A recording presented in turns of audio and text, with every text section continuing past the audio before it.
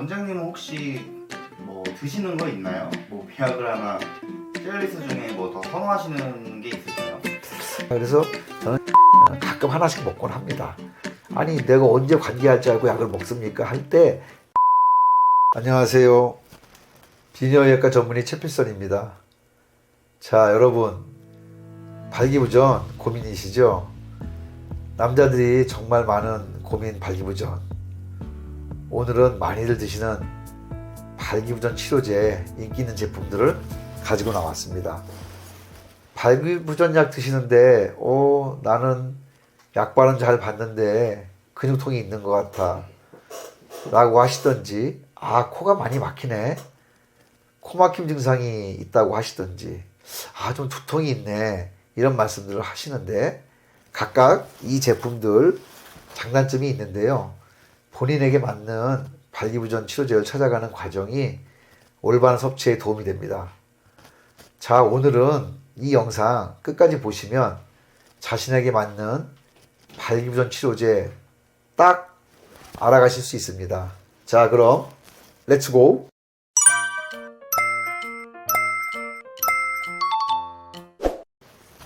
비아그라는 짧고 굵게, 시알리스는 금요일에 먹는 약, 이런 수식어들이 좀 따라다니더라고요.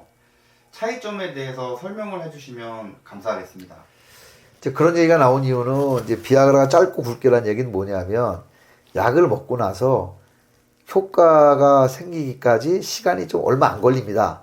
그래서 짧고 굵게라는 얘기가 나왔고, 네. 시알리스는 약을 먹고 나서 효과를 보일 때까지 조금 더 시간이 걸립니다. 그렇지만 장점이 좀 오래 가는 장점이 있어요, 효과가.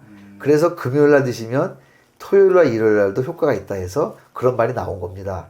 그래서 일반적으로는 시알리스가 뭐 48시간 간다고는 하는데, 어쨌든 그 시간의 차이는 좀 있지만 다른 약보다는 얘가 좀 효과가 좀 오래 가는 걸로 되어 있고, 비아그라는 먹고 나서 효과를 보일 때까지 시간이 좀 얼마 안 걸리는 걸로 되어 있습니다.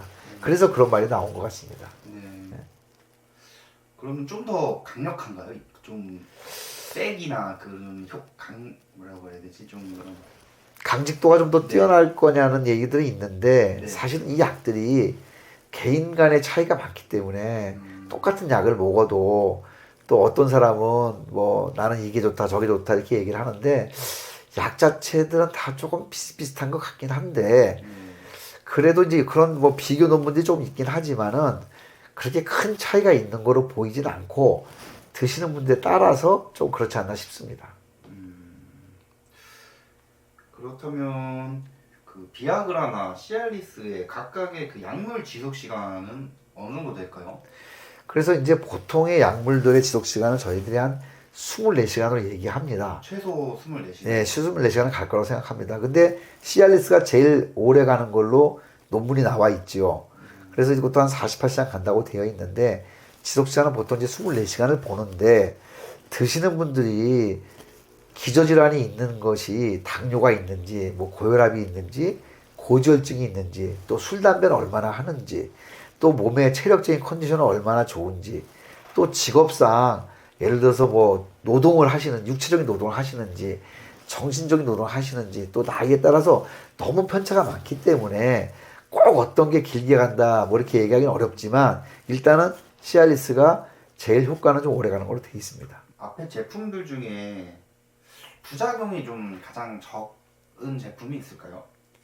이 부작용도 사실은 어떤 분은 자이다나 드시면 효과가 좋고 부작용도 없던데, 네. 또 어떤 분은 그거 먹으면 부작용도 있고 효과도 없다 하거든요.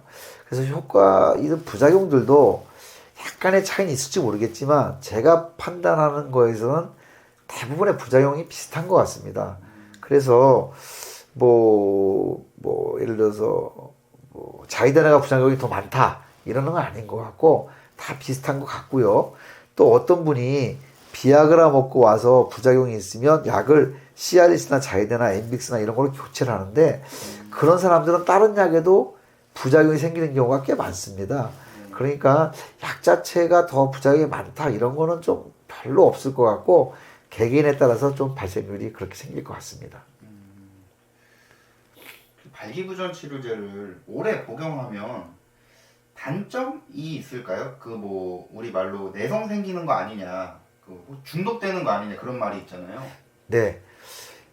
요즘 보면 발기부전 치료제를 이것도 약이기 때문에 좀 발기가 안 될 때 써야 되는데 발기가 괜찮으신 분들이 더 좋아지려고 쓰는 분들이 있습니다. 그러면 이것은 대부분 혈관 확장제이기 때문에 혈관에 일단 작용하는 약들이거든요.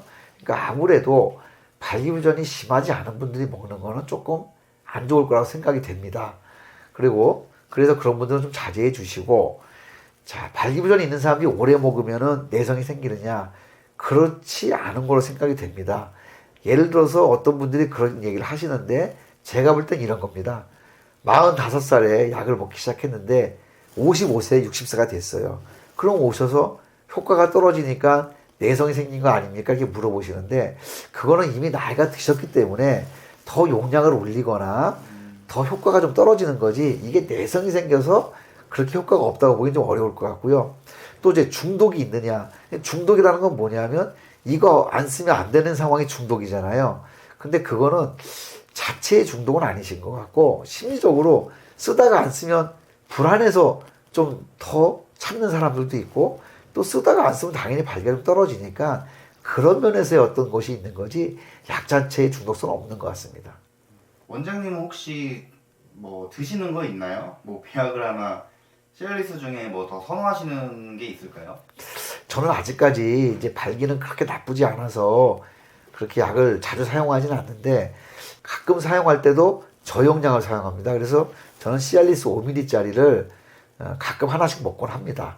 보통 이런 이제 5ml짜리는 보통 매일 먹는 지속성으로 먹는 거를 대래 용법으로 하고 있는데, 그 이유는 5ml짜리를 먹는 이유는 어떤 환자분들이 아니 내가 언제 관계할 줄 알고 약을 먹습니까 할 때 매일 드셔서 항상 스탠바이가 돼 있는 상태로 만들기 위해서 먹기 때문에 보통 이제 5ml를 연속용법으로 쓰는데, 저는 발기가 많이 나쁘진 않아서 저용량을 가끔 한 번씩 일회용으로 먹고 있습니다.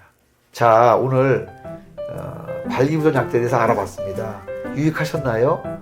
많이 도움이 되셨다면 구독, 좋아요 부탁드립니다.